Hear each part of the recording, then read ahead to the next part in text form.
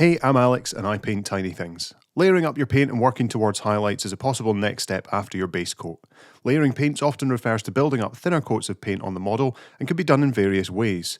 You can work from light to dark to light, or both ways from a mid-tone.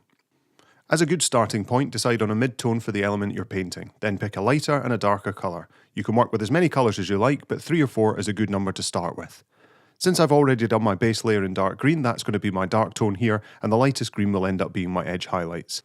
Most painters assume a natural light source like the sun. This means your mini will be lighter towards the top and darker towards the bottom. If you want to take a snapshot of where to do your lighter and darker parts, set up your primed mini with a light above it and take a few photos, and then you can use these as reference. Then it's a case of layering up your paint over the base colour.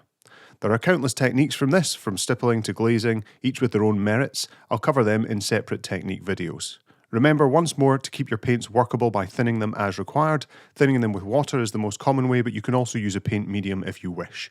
Of course, it sounds simple, but getting a good coverage, using the brush properly, and knowing how to apply the paint well all helps here.